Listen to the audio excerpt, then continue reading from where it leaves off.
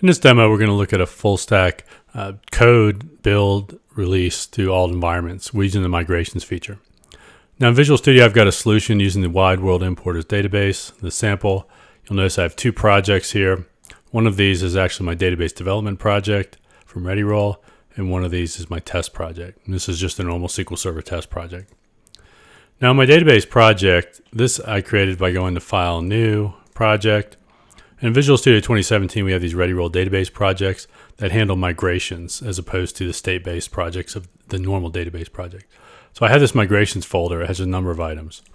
So if I look at this first folder, this is my baseline. So I uploaded the sample database to my local database server, and then I did an import of all that.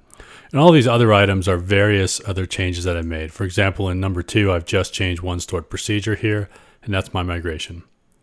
So let's make a few changes and see them deployed to other environments. Now I can make these changes however I want. I'm going to start here though by making one change in Visual Studio with the designer. And you'll notice I get the designer here. I have the code. I can make the change wherever I want. I want to add an order complete column. We'll call that a bit. Now once I've made changes, I click this update button. And this gives me a couple of options. It gives me some information and some warnings here. But I've got this generate script or update database. I'm going to generate the script so that we can see it first. And you'll notice when we generate the script, we get a new migration here. This is migration number 10. And it contains just that code that is needed to alter the table. So it's just a migrational change from the existing table, maintaining state to make to the new change. So I'm going to save that. We're going to deploy this actually because we need to deploy it. And what happen is we do a build and we deploy that migration to our database on our local system. Close that. We don't need to design anymore. So I've made a change there. I could make additional changes to store procedures and views and other things, but let's go to Management Studio and make another change there. So my order complete should be here now. It's null for all the data that I have, but that was made in the sales.order. You'll notice I'm connected to this local DB, Worldwide Importers Dev database. And I want to add a new country. Now Kosovo was recently declared a country, but it's not in my list of countries. So I'm going to do an insert here. Now this is an example of some static or lookup data that I've got. If I add this in here, it exists. And I want to ensure that this gets propagated to all my downstream environments. As a matter of fact, if I were to go to my integration environment, which is on this other instance here, it's this integration environment right here. And I'm connected to this database. If I come down here, we can see that. So this particular instance. I don't have this column, and nor do I have that static data. What we want to do is we want to get this deployed. So let's do that. I'll go back to my project here. And once I do this, I have this ReadyRoll tab, and I have the ability to refresh things. And when I refresh my list, it's going to compare my development database to another database, and you'll see I've got some changes. And so in this case, I've got a change here that I want to get. I already have the migration here, so let's import and generate that script. And what we'll find is it computes actually the change that I made, just that insert, and it adds it as another migration script. This is number 11. So I've got those changes. Let's commit those. As a new country and add sale order complete to sales. Forgive me if I don't spell this right, and I'm going to tag this with a particular work item in TFS. And I'm going to commit and push these up. So let's do that now. So once we do that, we're pushing this code up to Visual Studio Team Services, which is where I have my Git repository. And if I go look at that here, what I'll find is that in my files, we'll see a change just now to my Worldwide Importers project. I haven't changed my test project. And if I go in here, you'll see that just now in the migrations, I have the comment that I added, and this is linked in. So this allows me to make sure that I'm storing all my source code from Visual Studio, and I've got it stored in a place where I can then use it. And what this is actually going to do is perform a build and a release. In this case, I've got a release that just succeeded right now. You see I've got a Wide World Importer CI project. And when I look at this, I have all my history here, which gives me the telemetry and understanding of what's been happening. As in development, sometimes we do have failed builds. You can see I had some earlier. And then you see that my last one, master branch, was just passed. If I look at the details for this, what we'll find is I get a summary of what the last so many builds are here. I see how long this ran, was completed. I get some details here. Then you'll notice I have some test results here as well that I can look at. I do produce an artifact, and this is my database package, which has my migrations inside of it. And we'll look at this code in a bit. And I can actually go back and look at more information. So I've got details of the tests. If I wanted to see which tests actually ran, I can see which ones passed and the results. I do get a diff report that tells me what's the difference here, and you can see my sales order table was changed, and the actual code that changed was down here, these lines. We added the comma on this first line, then the new column in there as well. And if I needed to, I could see the database script and go through there as well. So that's my CI build, where I assemble a database, I run these tests, and then I save some artifacts. Let's look at the definition for that very briefly. You can see here that this is a normal step process. All my tasks run aside. I start by getting my version controlled project, all my code from there. And then I do a Visual Studio build. And you can see here I have the solution and then some parameters that I passed in to MS build. I run my tests and then I save some artifacts out. And that's the extent of a CI build, very similar to what an application software build would look like. This is in fact triggered as a CI build. So every time a change to the master branch is made, this builds.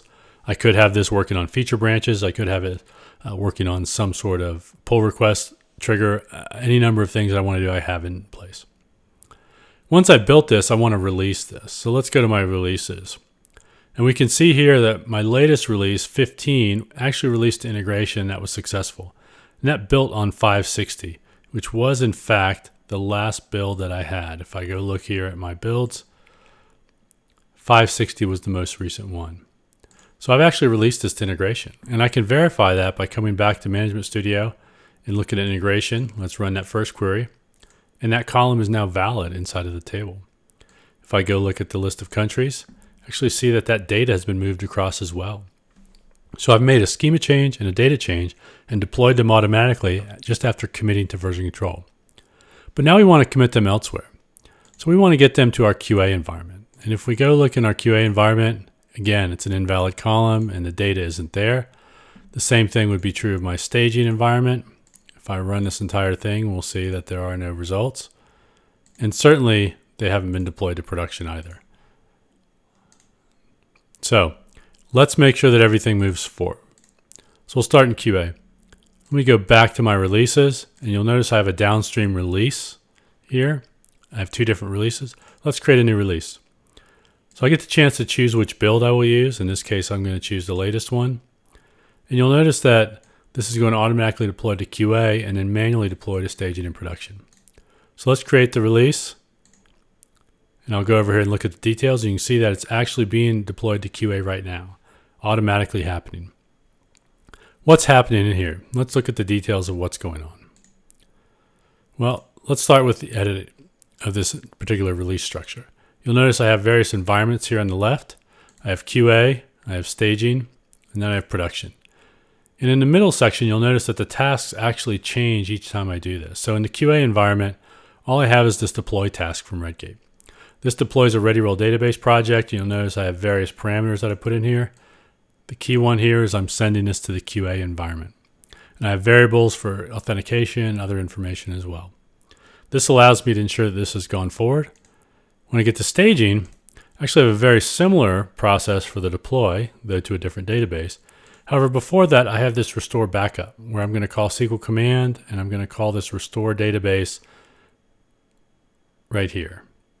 So I have the ability to do this restore. And then in production, I do a couple of things. First, I deploy, then I actually run a backup. Then what I'm going to do is clean some things up, and I'm going to save the schema out with SQL compare. I could use other tools to do this. The specific tools I'm using don't really matter. However the process is, I just program it. If I wanted to add more tasks here, I could click Add Tasks, and you'll see I have any number of tasks for deployment that I could use.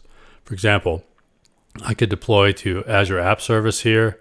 I could run PowerShell in Azure or do database deployment with a DAC pack with SQL command. I could deploy to Kubernetes. I have any number of choices of what I can do here. And it's just by adding these and scripting them and adding the options that I need. I have the option to run these on the agent or on the server. Since this is TFS, some of you may have TFS on premises where you run things on a server. I'm using VisualStudio.com and Visual Studio Team Services, but it works the same way. So let's come over here and let's look back at our release. You'll notice it was successful to QA. Let's now deploy it to staging because that would be the next process. So when I click deploy here, you'll notice I get a pop-up here. I have a pre-deployment approval is pending. And that's because I selected an approver and I have a manual gate here that somebody needs to look at.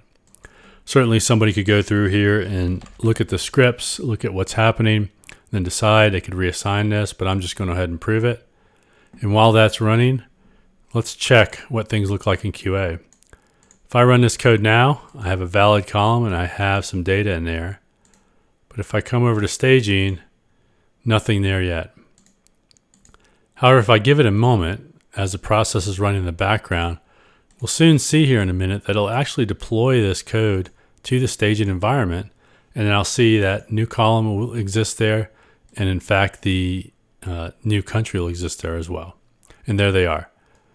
So we can see that those are in place, but they're not in production yet. As a matter of fact, if I come to production and run the same code again, it's going to fail. So let's deploy it to production. If I refresh this, we'll see that it in fact succeeded. Let's go ahead and deploy this to production. And the same process will happen, right? The same type of code that I scripted in there that I put together is going to happen here. Now, if I look here, I can see the logs of what's going on. So I can see what was running the agent, what's initialized, what are the artifacts that are there. I can see what happened in QA. I have all this saved. And I certainly can look back at other environments as well or other releases and see what's happened in the past. Now you'll notice this is tracked to my work item, 125. It's tracked to a build. I have all the telemetry that lets me know what's going on. As a matter of fact, this is probably just about done. And in fact, it has succeeded. So if we come back to Management Studio and look, I have the column and I have the table. You'll also remember in one of those steps, I actually saved out to my E drive, this www production. And if I were to look in here, I actually see all the schema and the sales orders. Let's open this with Sublime. You can see that that order complete is right there. So I have all this information to help me track and understand what's been going on in my environment. As I move from development in Visual Studio with my project, as I move through to my code, as I move to CI, and as I move to release, I have the ability to see everything that's going on. Hopefully this has given you a good idea of what we can do with a good DevOps for databases process, where we can just include the database like all of our application code.